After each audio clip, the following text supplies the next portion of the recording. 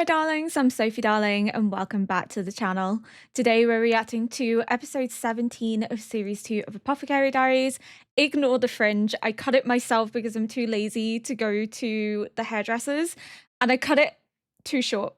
So it's not looking great, which is fine. You know, it is what it is. It's gonna grow, it's only hair, but it's definitely shorter than I would have intended it to be. So I'm just gonna highlight that now before anybody makes a comment about my fringe looking weird because it's just a bit too short. Last episode, we learned that Shishu is connected to the Mother Royal. He is colorblind, meaning all of this is a coup to place himself on the throne because he's inherited that trait. He believes that he has the divine right to rule because of this trait, and the Emperor doesn't have it. We know the Emperor doesn't have it because he couldn't make his way through the temple in the previous episode. So this gives Shishu the confidence to believe that he deserves to inherit. So all of this is to put his dynasty on the throne, which I've been saying since series 1, and that he's put Lolan in this position to get close to the Emperor, likely to assassinate the Emperor.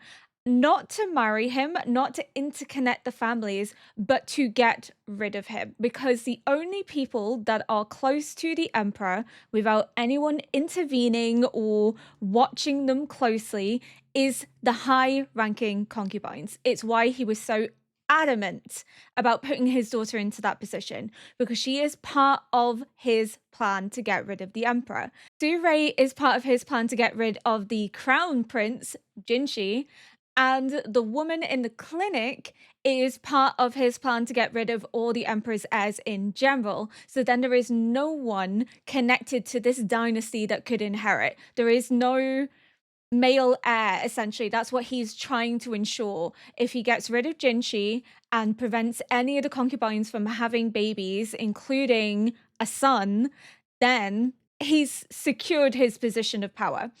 So the true question is going to come into it as to whether Lacan knows that Mau Mau's been kidnapped. I don't think Lacan knows, but I think he suspects that Shishu is moving against the Emperor.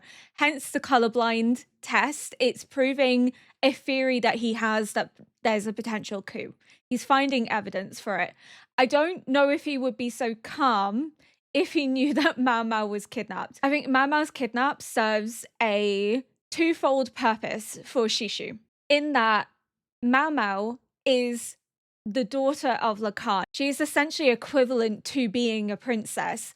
So taking Mau Mau is almost like an insurance policy to keep Lacan in check. It's his way of checkmating his greatest rival, his opponent, the person that rivals him in power and authority. That is his way of ensuring that Lacan won't move against him, because he has his daughter, and we know that Lacan cares strongly for Mau Mau. He's a skilled strategist, absolutely, but I don't think he would do anything that would place Mau Mau in harm's way.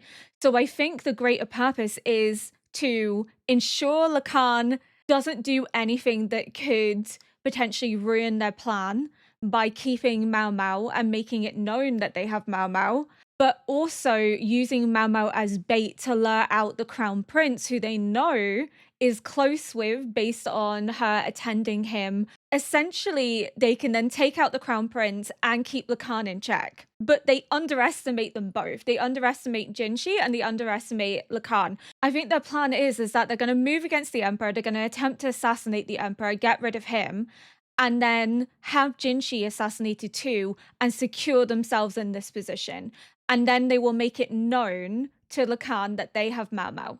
And that keeps Lacan almost compliant in a sense, because it would be a significant risk to move against them when his daughter's in their care, essentially. He wouldn't want to potentially have Mau Mau harmed or killed, but it will also incite a civil conflict. But there's going to be a civil conflict anyway, because there's going to be a civil conflict between those loyal to the Emperor and those loyal to Shishu. So we know there's going to be internal fraction and internal tensions. But I think Shishu is being quite clever in that he knows that Lacan cares deeply for Mau Mau, likely knows that Mau Mau is his daughter. Mau Mau is an insurance policy against Lacan, but also bait for the crown prince, to assassinate the crown prince. It's incredibly strategic and incredibly smart, and also ties back into this meek, mild personality that he displays, which is completely opposite to everything he has been doing. All the movements he's been making, the conversations he's been having with Eileen and Isla, the weapons he's likely imported from the West, the fact that there are people within the palace that are loyal to Shishu. We know that they helped Surrey escape after she used the resurrection medicine. They likely hid Surrey whilst she was being searched for. The internal fractures are there. The plan is in motion, and Mao Mao is not going to be able to deny any longer her position in this political landscape. She constantly goes on about how she's of no importance, that she is a commoner, she's a servant, that her words don't have weight, her actions don't have power, which is just completely untrue. She is the Khan's daughter. She is a high-ranking noble. If she was taken as a concubine, she'd be on the same level as Li Hua, Li Shu, Lolan, Gyokyu. She would be on that level. You know, she is high noble birth. This idea that she can just be exempt from the political ramifications is going to crumble down now. She can't hide from it any longer. She can't hide from the truth regarding Jinshi. She can't hide from the fact that she is a noble. She can't hide from the fact that her birth and who her father is has ramifications for her, in that people will see her in connection to her family name. She can't deny it any longer. And I think this is going to be sort of that realization of burying her head in the sand isn't going to help her in the long run. She needs to be aware of everything that's going on. She needs to be attuned to it, and she needs to ensure that she can protect herself and guard herself whilst not ignoring the fact that she has political power, political weight as the daughter of Lacan, as a man that is greatly feared by freaking everybody at the minute. But we have a civil conflict that's going to ensue. 100% there's going to be a war between the factions that side with Shishu and the factions that are going to side with the Emperor. And I am so excited to see how this all plays out. I don't think we're going to get the civil conflict in series 2 because there's not that many episodes left, but we will most likely get the civil conflict sort of in series 3 maybe, or like the build up to it. Mao Mao is going to be used as a political weapon. She can't deny the truth anymore. She's going to have her moment of realization that she can't just pretend that it doesn't impact her or it doesn't involve her, because it does. Because they wouldn't have kidnapped Mao Mao if not for Lacan. They wouldn't have kidnapped Mao Mao if not for her close connection with Jinshi. They wouldn't have kidnapped Mao Mao if not for the fact that she is incredibly valued by pretty much the whole of the rear palace. All the high-ranking concubines, including the emperor himself, all value Mao Mao highly for everything that she's done for them. She's incredibly important in terms of her perceptiveness, in terms of who her father is, in terms of her noble position, in terms of her closeness to the heir to the throne. And I think another aspect is that they've removed her so that she can't interfere any further, because she is the main catalyst for why none of their plans have come to fruition, because Mao Mao has figured it out at every single turn. She's been able to intervene. She's been able to help. She's been able to stop them from getting any further with their plan against the Emperor and Jinshi, and against the Emperor's children too. And they would have gotten away with it too if not for Mao Mao. So another aspect is removing her so she can't interfere, so that she can't figure out their next move. But we now have the Emperor versus Shishu. We have East versus West. We have Lacan potentially knowing or finding out that Mao Mao has been taken and kidnapped. We have Shishu being of royal birth. We have Mao Mao with Surrey. I'm not sure where they will be taking her, but most likely into Shishu's territory, so that she's technically no longer in the residence of the Empire. She's in their territory, so she's under their power. But we're also going to see a very, very angry Jinshi and a very determined Jinshi who is going to be hell bent on getting back the woman that he loves. And I want to see him kind of work with Lumen as well, because I feel like if Lumen knows, Lumen is going to want to be involved to try and find Mao Mao as well as Lacan. But I kind of really want to see maybe Lumen and Jinshi interact and Lumen give his approval of Jinshi.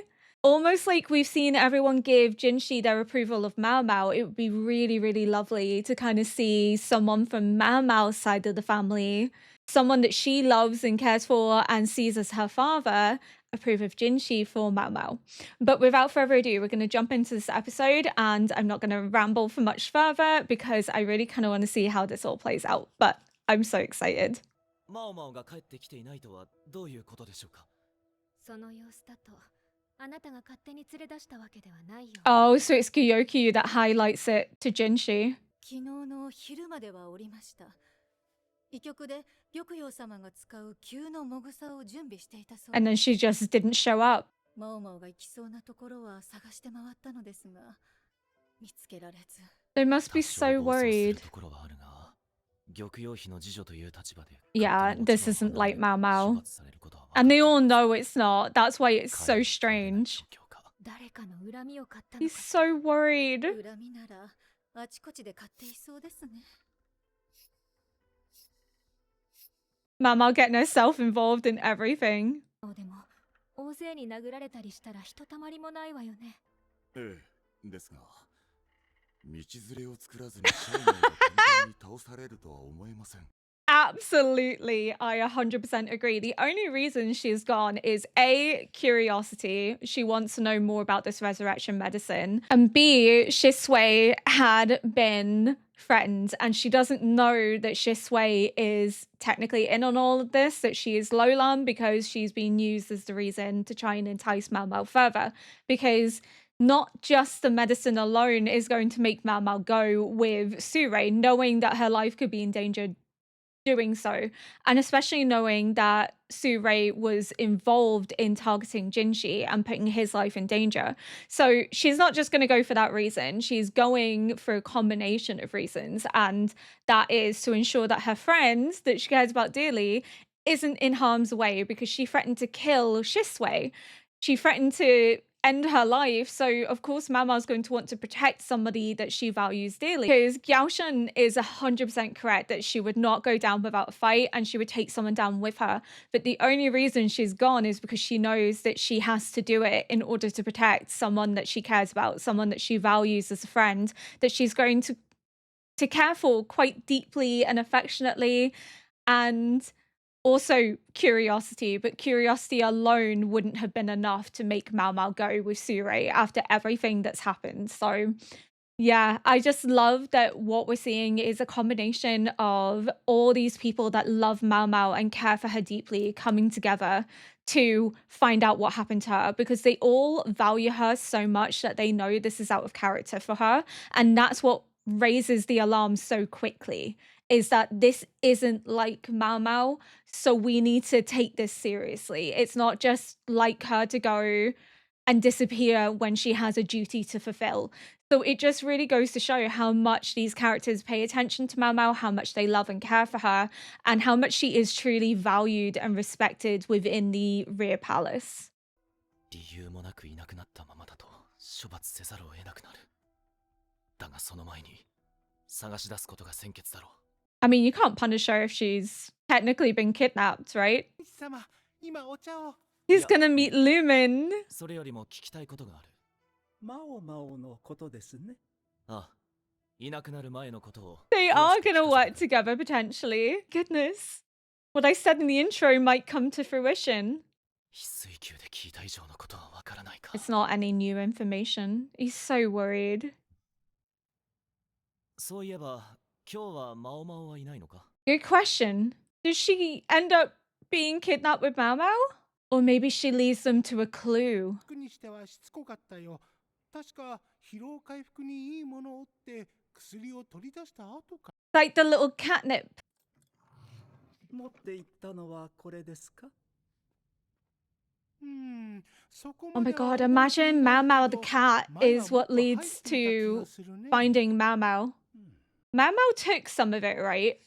to heal fatigue? Or did she suspect that something may happen to her and she kind of preempted?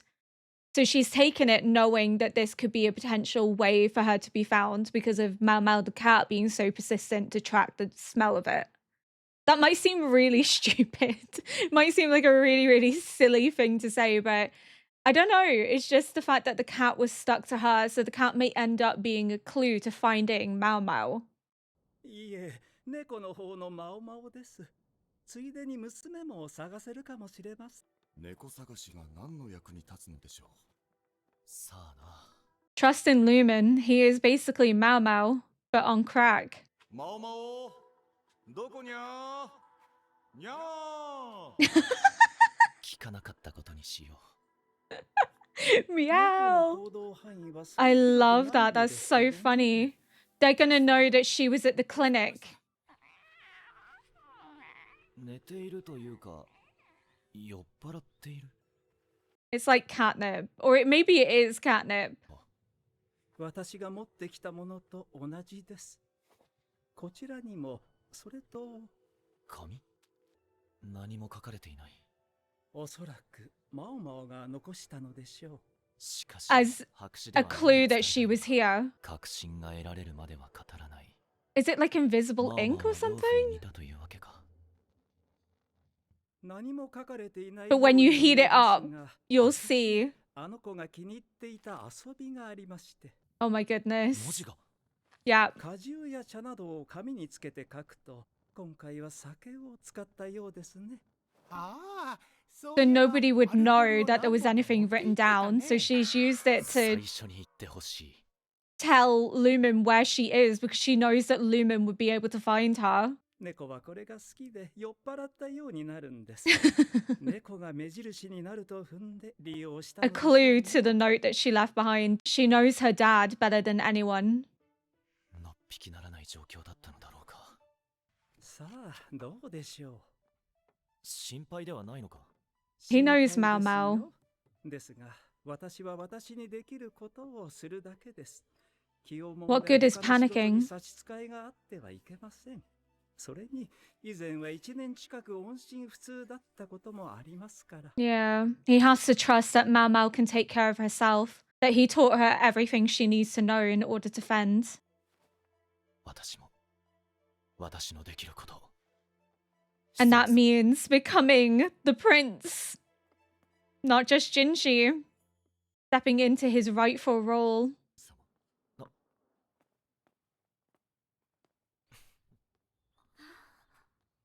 He's 貴 like 人として振る舞わねば。 urgent walking. He's so stressed. 今 Bless は him. 宦官人士として、マオマオの行方を追うことだ。汚い字です。汚いというより Langley with the 慌てていると little いうか cat まともに書け toy. る状況ではなかったか。みんなも見てちょうだい。これは水じゃないですか。ほらここ歪んで見えるけどまっすぐで止水。 Oh, Shisui. Oh. Shrine. それは Shisui. よくマオマオと一緒にいる下女の名前です。止水って言って。名前か。名前ならもう一人水の字をつく人物がいた。 Almost as if they're all connected, Jinshi. だが、もう一人は聞いたこと。あ、止水という下女を探せ。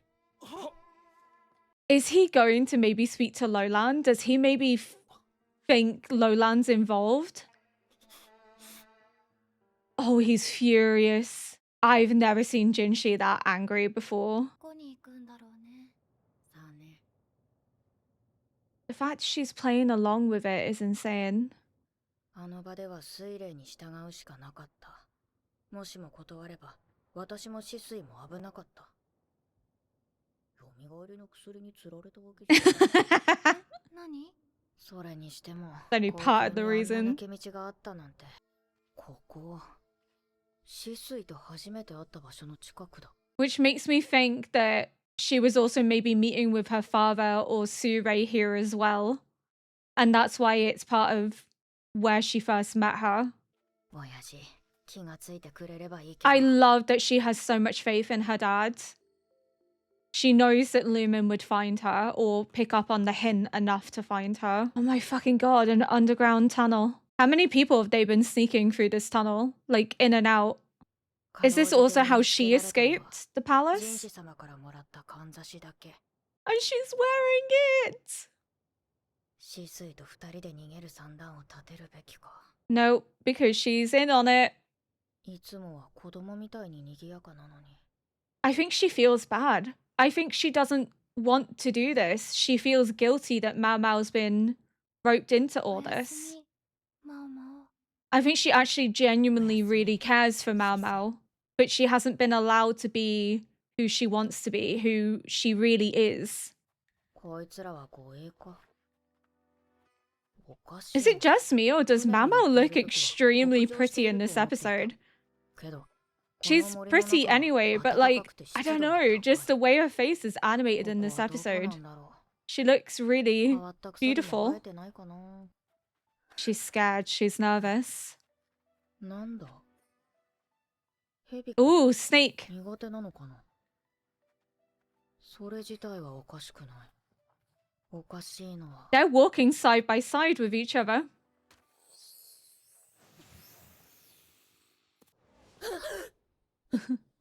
She's very scared of snakes.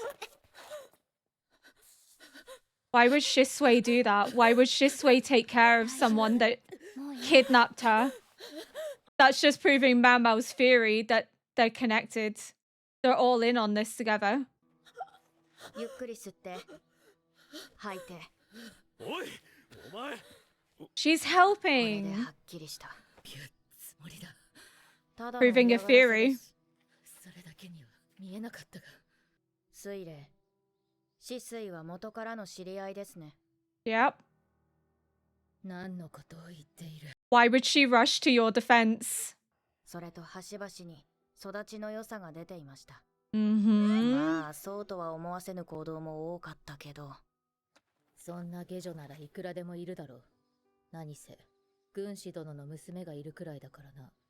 私のことまで調査済みか。 Yep. They know who her dad is. がいきなり隠し通路から出てきた時は驚いただろうね。慌てて追いかけた挙句、人に見つかってしまうくらい。マオマオは鋭いな。 She is really 追いか sharp. けたんだ。でもやめてよね。姉様はヘビとか大嫌いなんだよ。 Sister, my dear sister. They're sisters. She's Shishu's daughter as well. Fuck. I called it. I called it so fucking early as well. I knew it. I knew there was more to it than just them being like in on the same ploy. Shishu, you fucking manipulative bastard. You've two daughters that you have like leveraged for your own gain. And these girls don't really know any better. They're just following what their dad wants of them. I feel like Shisui, again, doesn't want to do this. And I feel like Surei maybe has been co-opted into doing this as well. I feel like both girls are unfortunate victims of their family upbringing, of their circumstance. I feel like we're going to learn more about Surei and that's going to make us like empathetic to her. I feel like we're going to feel sorry for her and realize that like Shisui, neither of them really wanted to do this but didn't have a choice. Their father never let them have a choice, never allowed them to just be who they were and to be content with life. He's always vying for power, for control, to take the throne for himself based on his own connection to it. And as a result, both these girls have suffered. 水霊と死水、一文字違いだもんな。 Yeah. 下女は字が読めないものが多いから気にしなかったんだろうけど。 You only notice now. 一つ謎が解けた。マオマオはどこから入ってきたのか。 It followed her through the tunnel. スパイ失格かな。 Yes. この二人はなぜ私を高級から連れ出したんだろう。 Because you're もしか Lacan's して daughter. あの男の牽制に使うつもりか。だとすればろくな And こと to になら bait ない気 the がする。 crown prince. They know who your dad is. She even said, like, the strategist's daughter. And Shishu's only rival for power is Lacan. 確信はないが、もしかしたら止水は。 Lolan. Yep. She is. It's really out the way, really remote. Well, you'd expect it to be if you've literally kidnapped Lacan's daughter. You'd want to be well hidden from him. Hell have no fury like Lacan. こんなところに里。 Why they swap ships so much. It's why they walked so that they couldn't be seen and no rumors could spread about で them. なきゃこんなとこに村なんか作らないよね。あれは異国人。 Island and Isla. あの髪飾り、月のせいの時の特使。いや、まさかの。 Oh, like, very much can be. どこ見てんだよ。ぼさっと突っ立ってんじゃねあ、ここが花町だったらクソガキの一発で落とすとこだけど。 Throw hands, Mamo. あ Do んた it. も前見てなかったでしょ今日。何その格好。すげえ似合ってる。うるさい。 He's cute. Bless him. 俺さ、姉ちゃんたちにはもう会えないって聞いてたけど、あれバーヤの嘘だったんだな。 It's either their little brother or it's いい honorific. とこの盆か。祭りか。それで帰ってきたのか。祭りの提灯は用意した？今こっちに戻ったばかりだよ。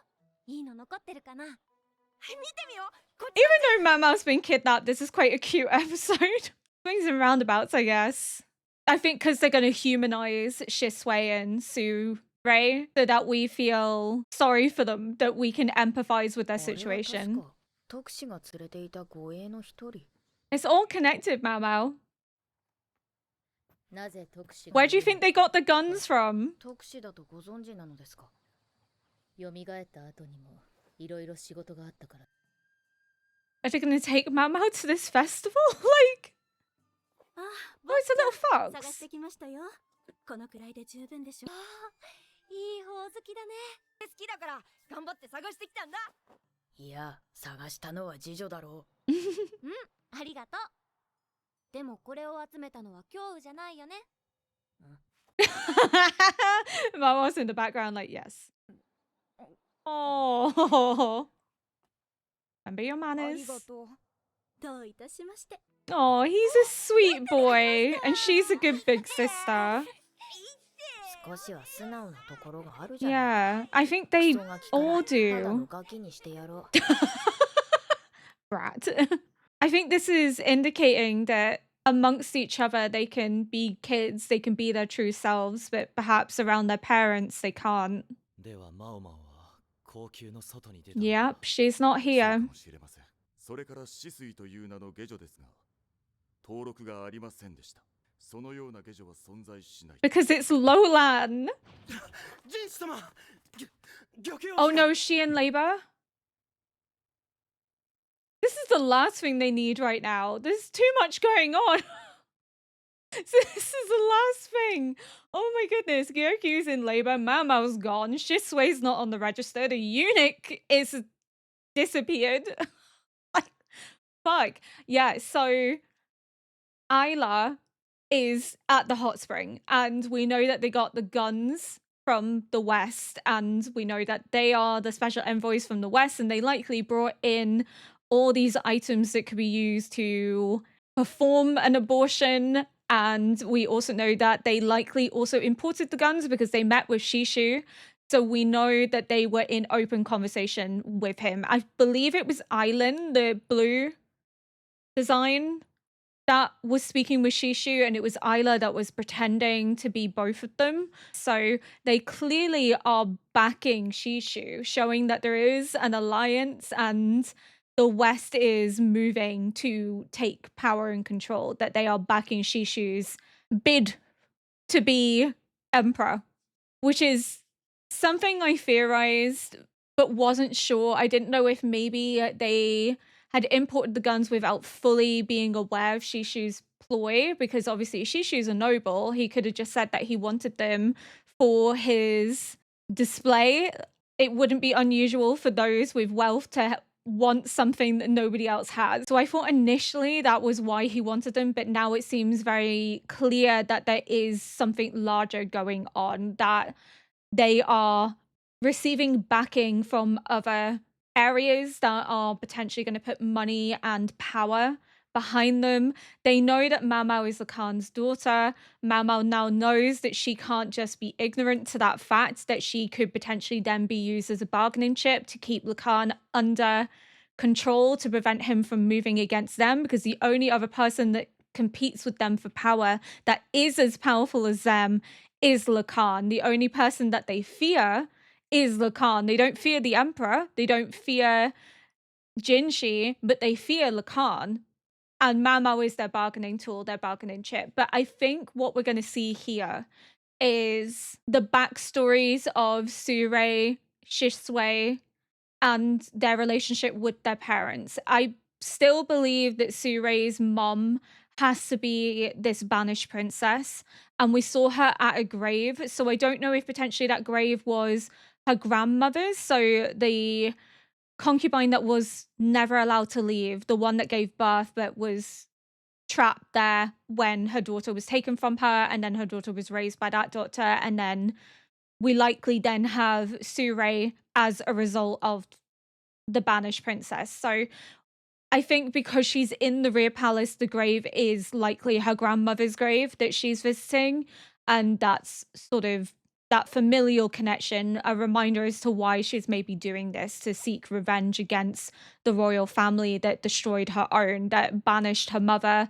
that punished her grandmother, and she is the unfortunate result of all of that trauma. But I think as well, we're going to see her connection with her father and likely her stepmother, which would be Lowland's mum, because they don't have the same mum. It's very evident from how they look. They don't look alike at all. So I think we're going to see how their relationship is with Shisui's mum and also with Shishu. I think they likely didn't have an easy upbringing. I think Surei and Shisui seem to be very close to one another. They seem to actually see each other as sisters, and Shisui was very quick to protect Surei from the snake and to ease her and try and calm her down, indicating that there is a closeness there. There's a relationship, there's a bond. So I think these children are all connected. They've all bonded, likely over the unrealistic expectations put on them by their father and their mother, well, Surei's stepmother, likely, and maybe amongst each other, it's the only time that they can really be themselves without judgment, without fear of scrutiny, without the unrealistic expectations enforced upon them by their status and by their father's reputation. I think we're going to see them humanized over the next couple of episodes. I think we're going to see that they are victims and product of their upbringing. It reminds me back to when Mao Mao found the corpse of Jin, and she was talking about like what type of fungus can grow from a corpse. Let me find it because it was a really interesting quote, and I feel like that's becoming very relevant in this episode right now because I have it on my YouTube video because I don't want to Google it because Googling could have spoilers, but I did include it, I believe, in the end of my episode 3. A mushroom that grows on a corpse. If such a thing existed, what would it look like and what effects would it have? So reflecting back on that, it almost seems like she's saying, you know, what can emerge from growing on a corpse. But even though she's talking about the plant, I think you could say, like, what type of person emerges from a toxic environment, from a bad environment. So kind of looking at it as a reflection of what happens to someone when they're raised in unsuitable, uninhabitable conditions. What's the byproduct of that? What type of person would emerge? So like a mushroom growing on a human corpse, what would be the result? What would be the product? Now we're looking at potentially the result of someone growing up in a toxic environment, Shisui and Surei, and understanding why they do what they do, why they're involved in this greater ploy and plot, that it's very much because they're a product of their environment, not because they're horrible people, not because they're malicious, not because they deserve to be hated, but because they have no other choice. Their father has co-opted them into doing this, that there's greater depth to them than we give them credit for. So with Shisui, I feel like the side that's really infatuated with bugs and very light-hearted and giggly and giddy is the true version of her. That is who she really is. But that is possibly the side that she never really gets to show because maybe her mother and her father expect her to behave differently, expect her to be more noble, more regal, more ladylike, and don't like this light-hearted aspect of her because it's weak. It's not reflecting the strength of their family, the regalness of their family. Whereas we can see that she's very affectionate and caring of Surei, and even with Mao Mao. Mao Mao is their prisoner, and yet she's still holding her hand. She's wanting to introduce her to the different aspects of this village. She's not really hiding information from her. Again, I think that is who she really is. And I think Lolan is the guise that she puts on to please her parents and to make them proud of her. And I think a lot of this is to do with expectation and environment and being socialized into behaving a specific way because that's what your parents want of you, but it's not necessarily who you are. And I think it's going to be similar with Surei, especially with that fear of snakes. It makes you wonder if perhaps the snake has been used to maybe harm her in the past or maybe to torture her in the past because she reacts in such a way that it induces like a panic attack that Mao Mao has to intervene and help her breathe. So that's not just a normal fear. That is very much like an extreme, intense reaction, which I think could be rooted in trauma. Maybe she's had a bad experience with snakes, or maybe snakes were a way of torturing her into compliance, of making her behave, of leveraging a fear in order to get her to comply with whatever they're intending to do. But I love that we got to see Mao Mao's trust in Lumen, but also how alike Mao Mao and Lumen are. Because even Jinshi is like, oh my god, how does he know all of this? It's because they are the same person. Mao Mao learned all of this from Lumen. If anyone's going to track Mao Mao, it's Lumen. But with Gyokyu going into labor, Lumen cannot be spared to help find Mao Mao. And he's saying that he can only do what he can do. And there's no point panicking because she was kidnapped before.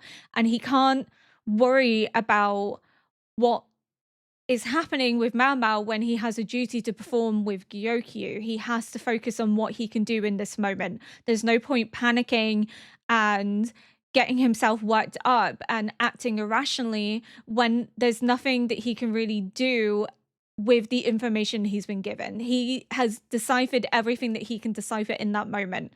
But he also trusts that Mao Mao can take care of herself. He has made sure that Mao Mao can fend for herself, and he trusts in Mao Mao. And that's the biggest aspect that we can take away from this, is just how much Lumen has faith in his daughter to protect herself, to be smart and perceptive, and to find a way out of this. And even when she was kidnapped the first time, he knew that Mao Mao would be safe, that Mao Mao would find a way to protect herself. What this also means is that Jinshi is going to be very active in this investigation of tracking Mao Mao down, because Lumen is going to be preoccupied with Gyokyu and the baby being born. He's going to have to put aside looking for Mao Mao to focus on Gyokyu. That's why he was brought here in the first place. He needs to make sure that she has a safe birth and that the baby is safe too. So Jinshi is going to be very head first into this investigation for her. He knows that she likely has been taken out of the rear palace. He now has pieces that he's putting together, and I think we're going to see him begin to clock on that Lolan could be involved in this, that this is all linked to Shishu. And potentially we might see him speak with Lolan, because he hasn't spoken with her, he hasn't investigated Lolan, but it's not Lolan he's going to be speaking with, because Lolan is Shisui. Shisui is with Mao Mao and Surei.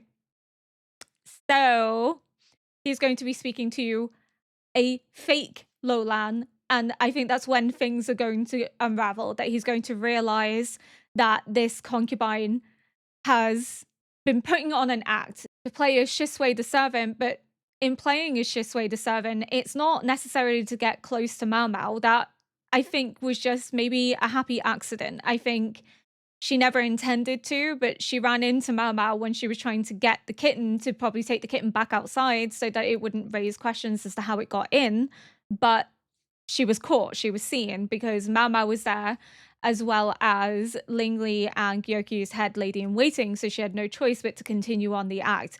But her guise of Shisui was to gather information, to move through the rear palace without scrutiny, to pass on information likely to those loyal to Shishu, to get information to Surei, to help put her father's plan into action. But her friendship with Xiaolan and Mao Mao, I think, was sort of accidental, and she continued to play this role of being with them, of using Shisui as a way of spending time with them, because she genuinely does love them as friends and she wants to spend time with them and she wants to be close with them. And I think that's why we see more of her pop up, because she's been doing this for a while, most likely, but it's only after Mao Mao bumps into her that she realizes that she kind of has to keep this guise going and starts to value that time. So she's in that guise more and more than what she used to be. So that's why we see more of Shisui in series 2 than we do in series 1, because we don't see her in series 1. That's likely because she was coordinating things discreetly, whereas in series 2 she was uncovered, not as Lolan, but her servant guys were seen, and then she began to really enjoy this time she spent with them and decided that she was going to do it more and more because she wanted to be free of her position as Lolan. But we might see Jinshi interrogate Lolan, aka fake Lolan, and that's when he begins to realize that there's a bigger ruse going on and just how in danger they all are and how much Shishu has been moving against them. Insane. Love, love, love this series. Cannot wait to see more. But I think that's all I have to say for now. If you enjoyed this react, please consider liking, subscribing, and leaving a comment below to help boost this video into the algorithm. Until next episode, bye.